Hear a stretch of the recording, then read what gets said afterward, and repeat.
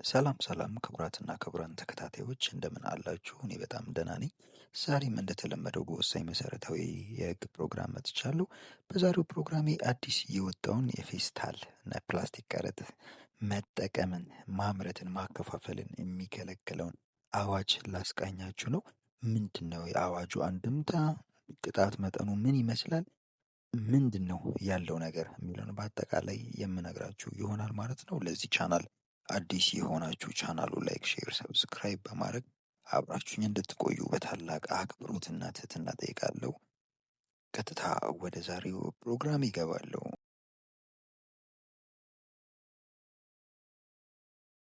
ኢትዮጵያ ውስጥ እንግዲህ ለአንድ ጊዜ አገልግሎት ብቻ የሚውል ፕላስቲክ ከረጢት ወይም ፌስታል መጠቀም ማምረትና ወደ ሀገር ውስጥ ማስገባትን የሚከለክለው ህግ የጸደቀው ባለፈው ዓመት ሐምሌ የመጨረሻ አካባቢ ነበር። ይህ ህግ እንግዲህ የተሰጠውን የዝግጅት ጊዜ ባለፈው ጥር 23 ባለፈው ሳምንት ተጠናቋል። ስለዚህ ይሄ አዋጅ ተግባራዊ ሆኗል ማለት ነው። እንግዲህ አዋጁ ሐምሌ 23 ቀን 2017 በኢትዮጵያ ሕዝብ ተወካዮች ምክር ቤት የጸደቀው ለአንድ ጊዜ አገልግሎት የሚውሉ የፕላስቲክ ምርቶችን ሀገር ውስጥ እንዳይገቡ የሚከለክለው አዋጅ የፕላስቲክ ከረጢት ወይም ፌስታል የሚባሉ የፋብሪካ ምርቶችን መጠቀምን፣ ማምረትን ጭምር የሚከለክል አዋጅ እንደሆነ እናስታውሳለን።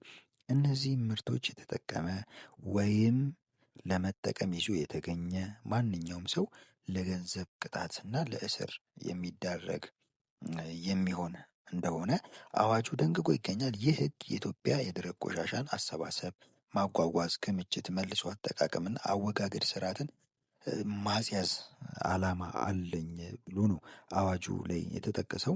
በመሆኑም ስለዚህ እነኚህን ፕላስቲክ ከረጢቶች መጠቀም ክልክል አስቀምጦበታል እና ክልክል እንደሆነ ጠቅሶ ነው የቅጣት ድንጋጌዎችን አካቶ አዋጁ የጸደቀው ማለት ነው።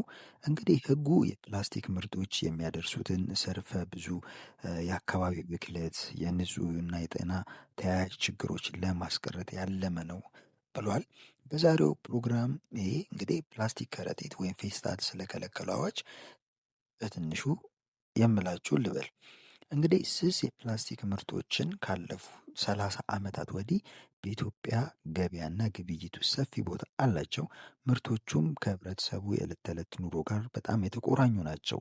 ኢትዮጵያ ውስጥ ከከተሞች እስከ ገጠር መንደሮች፣ ከአነስተኛ ሸቀጣሸቀጥ ሱቆች እስከ ትላልቅ የገበያ ማዕከላት የፕላስቲክ ከረጢት የሌለበት ቦታ የለም ማለት ይቻላል።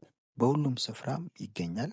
የምግብም ይሁን የጨርቃ ጨርቅና አልባሳት፣ የቤት ውስጥ ቁሳቁስም ይሁን አነስተኛ መጠን ያላቸው የእህልና የግብርና ምርቶች ግብይት ያለ ፕላስቲክ ከረጢት ወይም ያለ ፌስታል የሚገበያዩ አልነበረም። ወይም ደግሞ ያለ ፌስታል ከረጢት ያለ ፕላስቲክ ከረጢት የሚሆን አልነበረም ግብይቱ። ታዲያ ፕላስቲክ ፌስታል ለምን ተከለከለ?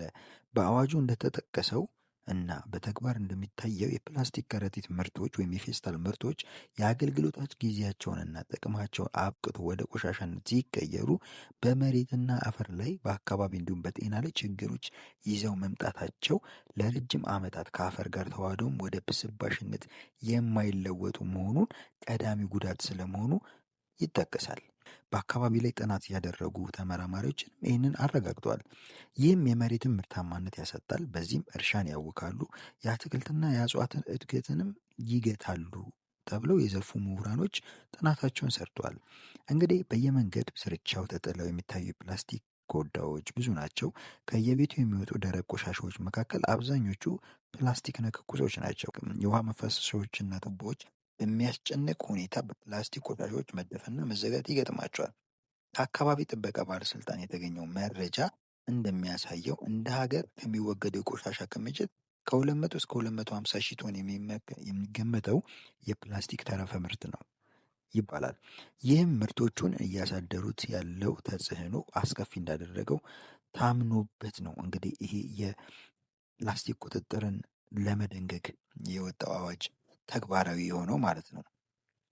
ይህ እናስመልክቶ የፕላስቲክ ምርቶችን መጠቀም የሚከለክል አለፍ ሲልም በወንጀል ቅጣት የሚደነግግ አዋጅ ቁጥር 1386 ህዝባር 2017 ተብሎ ባለፈው ሐምሌ 23 በህዝብ ተወካዮች ምክር ቤት ጸድቆ በስራ ላይ ውሏል። በኢትዮጵያ ለአንድ ጊዜ አገልግሎት የሚውሉ የፕላስቲክ ከረጢቶችን መጠቀም የሚያግደው ሕግ ከጥር 23 2018 ዓ.ም ጀምሮ ተግባራዊ መሆን ጀምሯል ማለት ነው።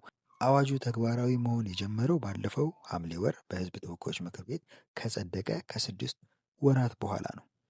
በዚህ አዋጅ መሰረት ለአንድ ጊዜ ጥቅም ላይ የሚውል ፕላስቲክ በተለምዶ ስስ ፌስታልን መጠቀም ወይም ለመጠቀም ይዞ መገኘት፣ ማምረት ወይም ወደ ሀገር ውስጥ ማስገባት፣ ለገበያ ማቅረብ፣ መሸጥ፣ ለንግድ ዓላማ ማከማቸት ወይም ይዞ መገኘት ክልክል መሆኑንና አስተዳደራዊ ተጠያቂነትን እንደሚያስከትል በአዋጁ አንቀጽ 24 ንዑስ አንቀጽ 9 ስር በግልጽ ተደንግጎ ይገኛል።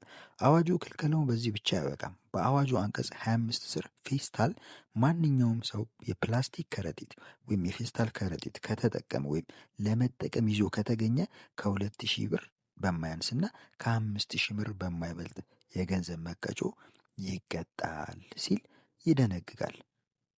ማንኛውም ሰው የፕላስቲክ ከረጢት ፌስታል ከረጢት ካመረተ ወይም ወደ ሀገር ውስጥ ካስገባ፣ ለገበያ ካቀረበ ወይም ከሸጠ፣ ለንግድ ዓላማ ካከማቸ ወይም ይዞ ከተገኘ ከ50 ሺህ ብር በማያንስና ከ200 ሺህ ብር በማይበልጥ የገንዘብ መቀጮ እና የ5 ዓመት በማይበልጥ ጽኑ እስራት ይቀጣል ሲል አዋጁ በግልጽ ያስቀምጣል። እኒህን ተግባራት የፈጸሙት ደግሞ ይህን የወንጀል ድርጊቶች የፈጸመው ህጋዊ ሰውነት ያላቸው ማለትም ድርጅቶች የሆኑ እንደሆነ ይህ የገንዘብ ቅጣት 3 እጥፍ ይሆናል ሲል አዋጁ ያስቀምጣል ማለት ነው። ለአንድ ጊዜ አገልግሎት የሚሆኑ የፕላስቲክ ፌስታልን መጠቀም፣ ለመጠቀም ይዞ መገኘት፣ ለንግድ ዓላማ ማከማቸት በሙሉ ተጠያቂ ያደርጋሉ ማለት ነው። ቅጣቱንም ሲዘረዝር መጠቀም ወይም ለመጠቀም ይዞ መገኘት፣ ማምረት ወይም ወደ ሀገር ውስጥ ማስገባት፣ ለገበያ ማቅረብ፣ መሸጥ፣ ለንግድ ዓላማ ማከማቸት ወይም ይዞ መገኘት ክልክል መሆኑንና አስተዳደራዊ ተጠያቂነትን እንደሚያስከትል በአዋጁ አንቀጽ 24 ላይ ንዑስ አንቀጽ 9 ስር በግልጽ ተቀምጧል። ሌላኛው ማንኛውም የፕላስቲክ ከረጢት ፌስታል ከተጠቀመ ወይም ለመጠቀም ይዞ ከተገኘ ከ2000 ብር በማያንስና ከ5000 ብር በማይበልጥ የገንዘብ መቀጮ ይቀጣል ማለት ነው። ሌላው ምንድነው? የንግድ ድርጅቶች ወይም ደግሞ ድርጅቶች ህጋዊ ሰውነት የተሰጣቸው ድርጅቶች ከሆኑ ደግሞ ይሄ ቅጣት 3 እጥፍ ነው የሚሆንባቸው ማለት ነው።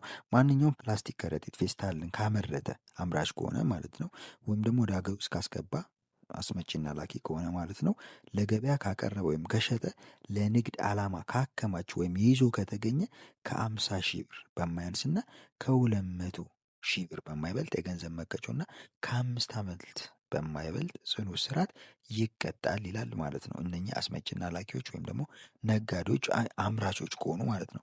ይህ የወንጀል ድርጊት የተፈጸመው ህጋዊ ሰውነት ያለው ድርጅት ከሆነ ቅጣቱ የገንዘብ ቅጣቱ 3 እጥፍ ይሆንበታል ማለት ነው። ስለዚህ አሁን በወጣው ደንብ መሰረት ወይም ደግሞ አሁን በወጣው አዋጅ መሰረት የስስ ፌስታልን ይዞ አለመገኘት ይመከራል ማለት ነው። አልሰማውም ህጉ መች ወጣ የሚለው ነገር እንግዲህ አለማወቅ ከተጠያቂነት እንደማያድን ይታወቃልና ይህንን ተግባራዊ ማድረግ ይኖርባችኋል ማለት ነው። ለዛሬ የያዝኩላችሁ ፕሮግራም ይህንን ይመስላል። በቀጣይ ሌላ መሰረታዊ የህግ ፕሮግራም እስከምንገናኝ መልካም ጊዜ፣ ቸርን ሰንብት።